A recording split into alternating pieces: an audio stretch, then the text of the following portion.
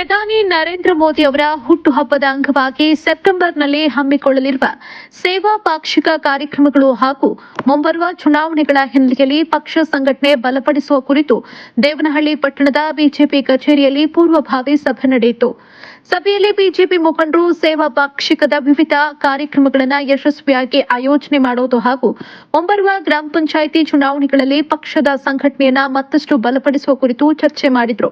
ಈ ವೇಳೆ ಮಾತನಾಡಿದ ಬೆಂಗಳೂರು ಗ್ರಾಮಾಂತರ ಜಿಲ್ಲಾ ಬಿಜೆಪಿ ಜಿಲ್ಲಾಧ್ಯಕ್ಷ ರಾಮಕೃಷ್ಣಪ್ಪ, ಭಾರತೀಯ ಜನತಾ ಪಕ್ಷ ವ್ಯಕ್ತಿ ಪೂಜೆಗೆ ಆದ್ಯತೆ ನೀಡದೆ ಪಕ್ಷ ಸಂಘಟನೆಗೆ ಹೆಚ್ಚಿನ ಪ್ರಾಮುಖ್ಯತೆ ನೀಡುತ್ತಾ ಇದೆ. ಪಕ್ಷದಲ್ಲಿದ್ದುಕೊಂಡೇ ಪಕ್ಷ ವಿರೋಧಿ ಚಟುವಟಿಕೆಗಳಲ್ಲಿ ತೊಡಗಿಕೊಂಡಿರುವವರ ವಿರುದ್ಧ ಈಗಾಗಲೇ ಪಕ್ಷದ ಉಸ್ತುವಾರಿಗಳಿಗೆ ದೂರು ನೀಡಲಾಗಿದ್ದು, ಈ ಬಗ್ಗೆ ಸೂಕ್ತ ಕ್ರಮ ಕೈಗೊಳ್ಳಲಾಗುವುದು. ಮುಂಬರುವ ಗ್ರಾಮ ಪಂಚಾಯಿತಿ ಚುನಾವಣೆಯಲ್ಲಿ ಬಿಜೆಪಿ ಹೆಚ್ಚಿನ ಸ್ಥಾನಗಳನ್ನು ಗೆಲ್ಲುವುದು ಪಕ್ಷದ ಪ್ರಮುಖ ಗುರಿ. ತಾಲೂಕು ಅಧ್ಯಕ್ಷ ಅಂಬರೀಶ್ ಅವರು ತಿಳಿಸಿರುವಂತೆ 150ಕ್ಕೂ ಹೆಚ್ಚು ಗ್ರಾಮ ಪಂಚಾಯಿತಿ ಸದಸ್ಯರನ್ನ ಗೆಲ್ಲಿಸುವ ನಿಟ್ಟಿನಲ್ಲಿ ಕಾರ್ಯಕರ್ತರು ಸಂಘಟಿತವಾಗಿ ಕೆಲಸ ಮಾಡಬೇಕು ಅಂತ ರಾಮಕೃಷ್ಣಪ್ಪ ಕರೆ ಕೊಟ್ಟರು.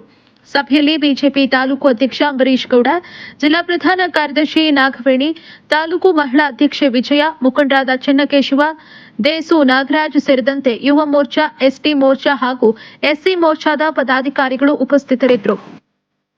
ವರದಿ ಅಕ್ಷಯ್ ವಿ, ದೇವನಹಳ್ಳಿ.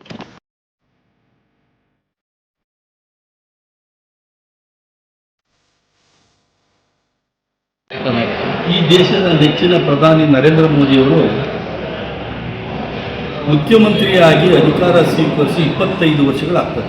ನಿರಂತರವಾಗಿ 25 ವರ್ಷಗಳ ಕಾಲ ಮುಖ್ಯಮಂತ್ರಿ, ಪ್ರಧಾನಮಂತ್ರಿಯಾಗಿ ಮೂರು ಬಾರಿ ಪ್ರಧಾನಮಂತ್ರಿಯಾಗಿದ್ದಾರೆ. ಯಾವುದೇ ಒಂದು ದಿವಸ ರಜೆ ಕೂಡ ಅವರು ತಗೊಂಡರಲ್ಲ. ಒಂದು ದಿವಸ ನನಗೆ ಆರೋಗ್ಯ ಕೆಟ್ಟಿದೆ ಅಂತ ಕಾರ್ಯವೈಖರಿ ನಿಲ್ಲಿಸಿದವರಲ್ಲ. ಅದೇ ರೀತಿ ನರೇಂದ್ರ ಮೋದಿಯವರ ಹುಟ್ಟುಹಬ್ಬದಿಂದ ದೀನ್ ದಯಾಳ್ ಉಪಾಧ್ಯಾಯರ ಜನ್ಮದಿನೋತ್ಸವದ ಪ್ರಯುಕ್ತ ಒಂದು ತಿಂಗಳು ನಾವು ಸೇವಾ ಚಟುವಟಿಕೆ ಮಾಡ್ತೀವಿ.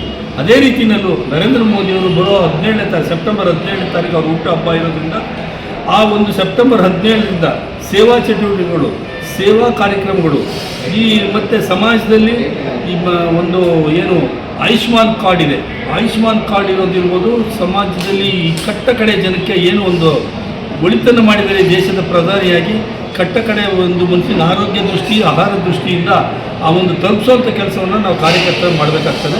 ಅದನ್ನು 1 ವರ್ಷಗಳ ಕಾಲ ನಿರಂತರವಾಗಿ ಮಾಡ್ಕೊಂಡ್ಬರ್ತೇವೆ. ಇದು ಒಂದು ಅಭಿಯಾನ ರೀತಿಯಲ್ಲಿ ಈ ಕಾರ್ಯಕ್ರಮ ನಡೆಸ್ಕೊಂಡು ಹೋಗ್ತಾ ಇದ್ದೀವಿ.